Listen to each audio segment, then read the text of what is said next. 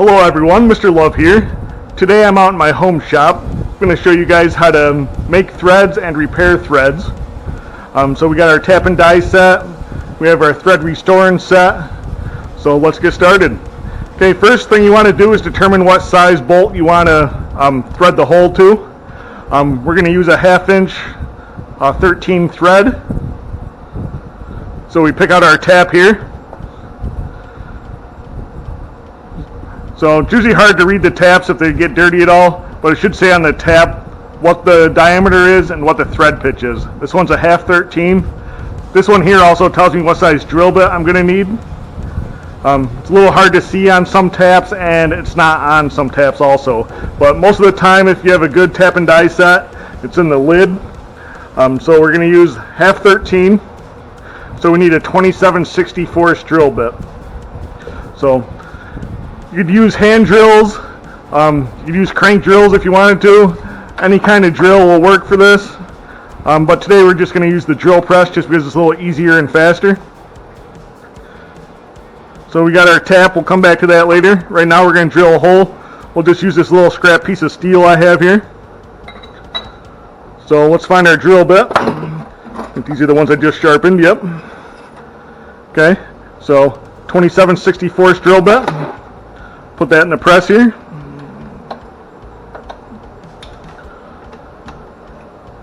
Make sure it's tightened down good.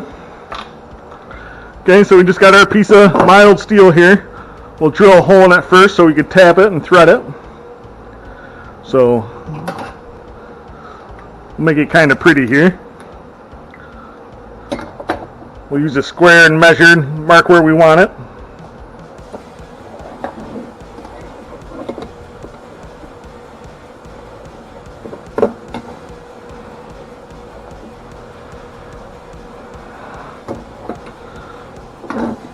So right there is where we want our drill to start.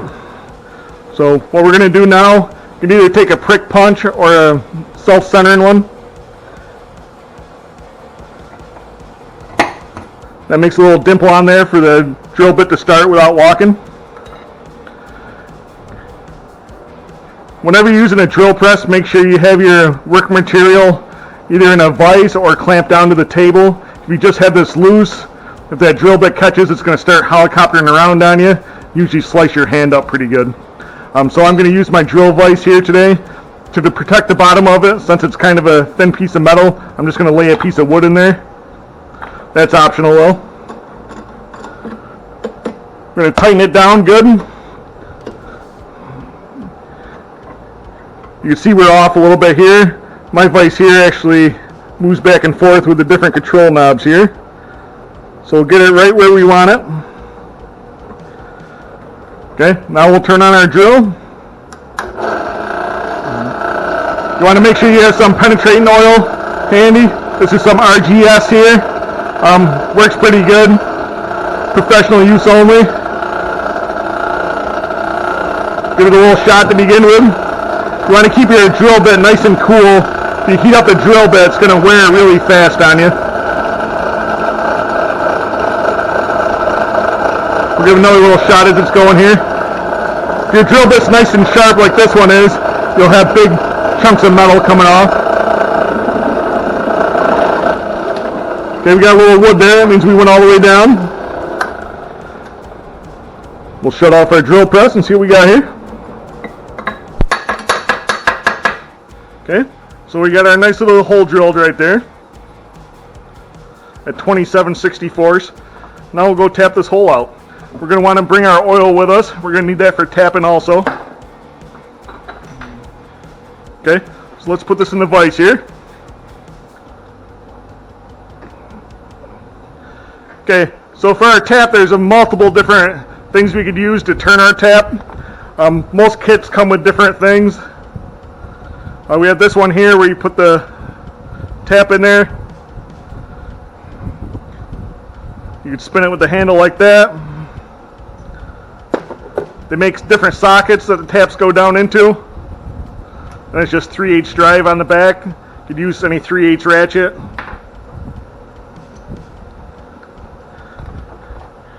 You also have this one here that I like. You put the tap in there, you tighten it down, You can either use it as a T-handle. You put it in the middle so you can spin it fast, or if you pull the handle out, you can put a ratchet in there. So this set here is just a Craftsman set that I had for, I don't know, probably 20 years now. I've used it quite a bit. You can see some of them are broken. They don't warranty them anymore like they used to. They used to have a really good warranty to them. So that's why I had it to begin with, but now I'm just using it up. Just use it till they're all gone. Okay, so let's go tap our hole now. Okay, so we got our hole here. First thing we're going to do, make sure that all the metal's off of there from where we drilled it. We don't want to get any metal shards caught in here. It'll mess up our threads. So we'll give it another. Okay, so we got our tap started in the hole here. Give it a little penetrating oil here. So we're just going to want to go a little bit at a time. It's going to turn pretty hard, especially with this 1/2 inch one. If you have to, you can always put a ratchet on there like we talked about. Pull your rod out, grab a ratchet, make sure it's in the on position. Just slowly turn a little bit at a time. If it starts to bind up at all, right away back it off.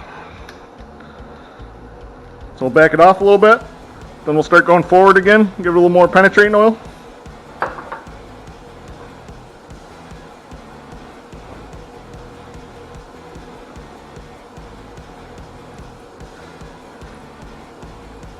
You can see the thread starting to be cut into there, the excess metal coming off. Lubrication is definitely your friend when you're drilling and tapping stuff.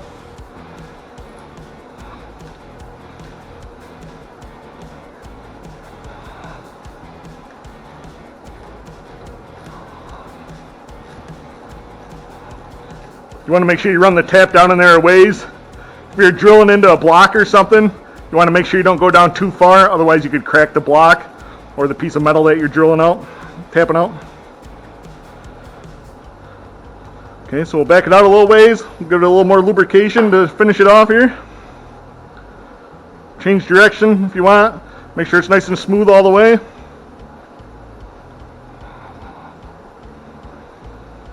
Okay, we got it out. Take a nice clean rag, wipe it off a little bit. So we got our holes in there now. Now we'll grab our bolt, make sure it screws in there nicely.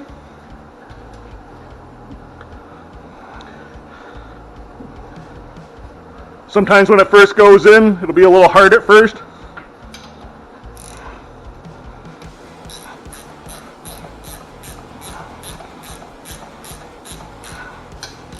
So make sure it screws in good.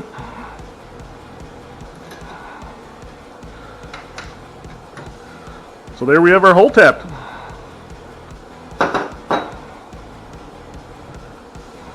Always put your tools back when you're done. Okay, so that's good if we wanted to tap a hole in, make threads into a piece of metal. So what if we wanted to make threads onto a stud or something? So I think this is a 1/2 inch stud. You always want to double check, it has to be an exact measurement. So take your dial calipers. See what we got here? It's exactly 1/2, 500 thousandths. The problem with using a die is it's very hard to start, just like the other one is. So you're going to want to taper this end a little bit just to help you out a little if you can. So go over to the grinder. Make sure you have on your safety glasses.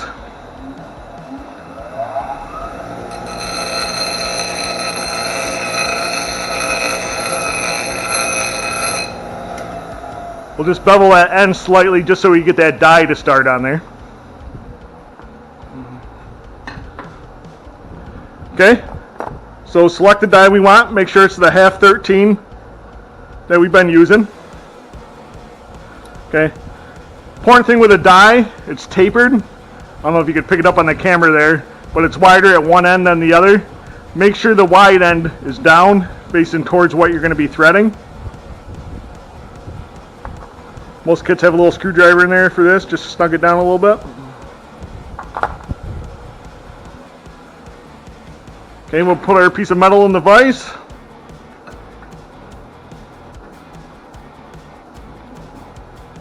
We want to lubricate it. Okay, and we'll take our die, the tapered big mouth part down. Like I said, it's hard to get started. We want to get on top of it as square as we can, just like the die or the tap part.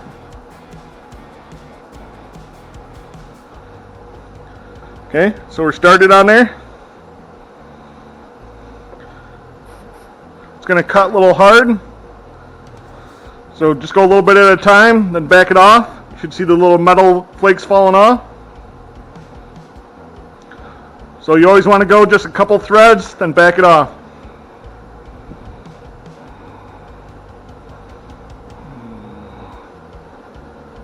Give it more lubrication.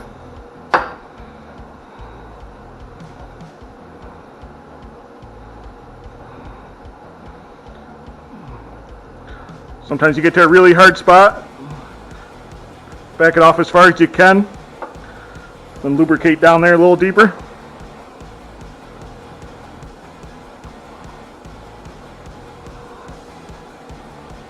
You always want to go nice and slow. These are pretty brittle too, just like the taps are.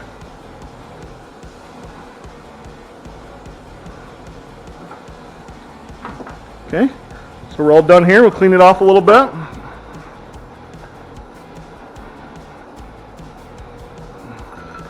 You can see we got some nice pretty threads on there. We'll take our nut and try it out. Very nice. That's screwed right on there. So not much to it. So that's how you create new threads. So you can clean up threads using a tap and die set.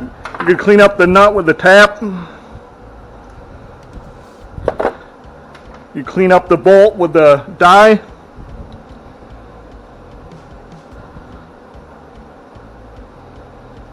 But they also have thread restoring kits. This one's a Mac one that I had for probably 15 years or so. It's probably $100, $150. So in here they look like regular nuts. We'll take our half coarse thread, half 13. Actually, that's a 5/8. Oh, there's our half right there. There's our half 13. You see it looks like a regular nut, but it has little grooves cut into it to help the threads clean out. So we take our bolt, put in a vise or in another wrench. We screw this down on there. Grab a wrench. And you're just going to tighten it down like you normally would.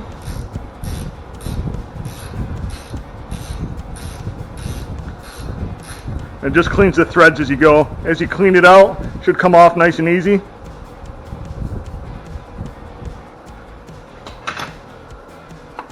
Then same if you wanted to restore a nut a little bit. You would just grab the half 13. Half 13. Kind of looks like a bolt, but it has the grooves cut in it again. You just screw it down into your nut or into your block.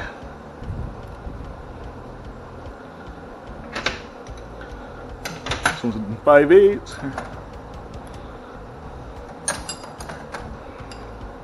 And then you would just tighten it down like you would the other one.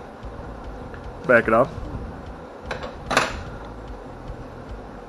Okay, so nothing to use in these. Pretty self-explanatory, pretty simple.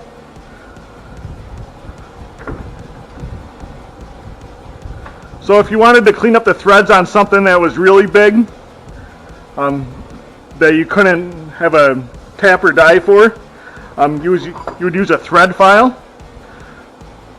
So what you have to do is determine the thread pitch. So you'd have to use a thread gauge.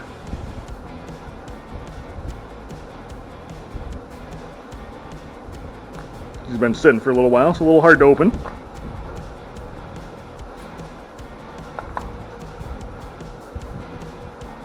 So this will tell you the threads per square inch.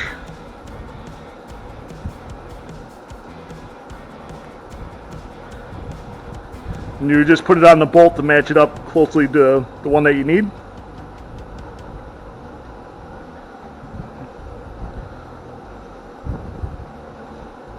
Okay, so we're right there.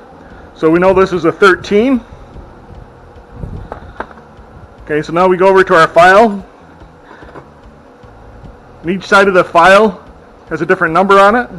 We find the 13. So here's the 13 right on this side. So we take our little handle and we just stick it on the side that we're not using. So now we can come over to the bolt, make sure it's the 13 side down, because on the opposite side of this one's a 16. That would totally mess up our threads.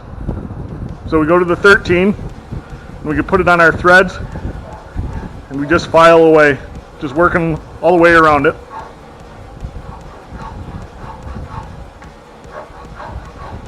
So you can do this internally too, if you had something big, like an axle housing or something, that's threaded on the inside. You could come in this way and just work your way around it. It's a little harder to do, but it can be done. It works at all angles. But the biggest benefit to this is, like I said, if you have something big like a spindle or something that you don't have a die for, this works really good for just cleaning up the ends of it. You just want to make sure it's down in the notch, otherwise you can destroy threads with this stuff.